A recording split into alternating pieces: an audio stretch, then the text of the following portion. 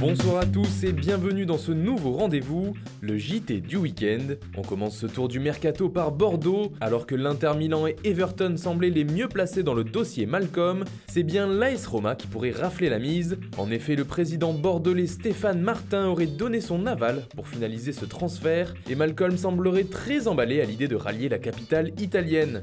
On parle d'un transfert d'environ 35 millions d'euros, plus 2,5 millions en bonus. Et du côté de l'AS Monaco, on pourrait voir une grosse signature dans les prochains jours, celle d'Alexander Golovin. En effet, le club de la Principauté pourrait doubler Chelsea et la Juventus avec une offre à 30 millions d'euros. Jean-Eudes Aoulou serait lui aussi proche de l'ASM, il quitterait ainsi le club de Strasbourg contre un chèque de 10 millions d'euros. À Paris, le mercato pourrait bien s'emballer. Grégor Krychowiak devrait s'engager avec le Lokomotiv Moscou puisque les deux clubs se seraient mis d'accord sur un prêt payant avec option d'achat qui rapporterait une dizaine de millions d'euros au PSG. Thomas Tuchel, le nouveau coach parisien, s'est d'ailleurs exprimé sur son nouveau marché des transferts. Avec le départ de Yuri Berchiche, il attend un renfort au poste de latéral gauche, mais pas seulement. L'entraîneur allemand espère aussi trouver une solution pour son côté droit. Avec la blessure de Dani Alves et l'arrivée tardive de Thomas Meunier qui allait loin en Coupe du Monde, il faudra également trouver un joueur pouvant aider sur ce poste. Et c'est au milieu de terrain que tout pourrait se jouer. Le joueur de la Juventus, Miralem Pjanic, serait sur les tablettes des Parisiens.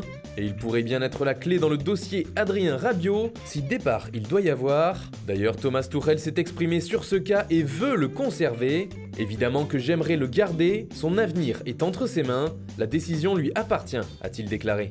Mais le joueur, lui, souhaiterait partir en direction de Barcelone. Il est d'ailleurs la priorité du club catalan pour le milieu de terrain. Après les arrivées d'Arthur Melo et de Clément Langlais, il pourrait également y avoir des arrivées sur le front de l'attaque. Le Barça s'est positionné sur le cas d'Eden Hazard en instance de départ, mais pour l'instant c'est surtout sur le Brésilien Willian que le champion d'Espagne ferait le forcing. Un intérêt très fort puisqu'une offre de 61 millions d'euros a été transmise à Chelsea. La direction du club espagnol s'intéresse également au profil de Moussa Wagué. Le jeune latéral droit du Sénégal a tapé dans l'œil des dirigeants. Ces derniers voudraient aussi se renforcer au poste de gardien en cas de départ de Jasper Cillessen, et c'est vers Koen Castells, le portier de Wolfsburg, que le club espagnol se tournerait. Mais pour faire des achats, le Barça doit vendre, et il compte notamment sur un départ d'Alex Vidal.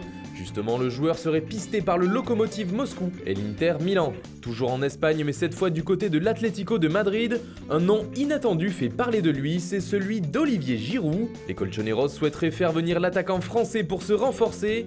Une réunion aurait même eu lieu dans ce sens à Londres. Et c'est officiel, Jérémy Boga s'engage avec Sassuolo en Italie. Le jeune joueur ivoirien quitte donc Chelsea, même si le club anglais conserve une clause de rachat. En Grande-Bretagne, Ryan Kent est prêté par Liverpool en Écosse. Pour la saison à venir, l'ailier anglais des Reds rejoint ainsi Steven Gerrard aux Glasgow Rangers. Sofiane Bouffal est également prêté par Southampton la saison prochaine au club du Celta Vigo. L'ancien joueur d'Angers et du LOSC va donc découvrir la Liga. Nicolas Douchez s'engage lui avec le club du Red Star. C'est donc en Ligue 2 que l'ancien portier de Rennes et du PSG pourrait se relancer. Enfin, à Marseille, Yohan Pelé a finalement prolongé son contrat. Il est maintenant lié à l'OM jusqu'en 2020. Voilà, c'est tout pour aujourd'hui. Bonne soirée à tous et rendez-vous demain pour de nouvelles informations sur le mercato et dimanche prochain pour un nouveau JT du week-end.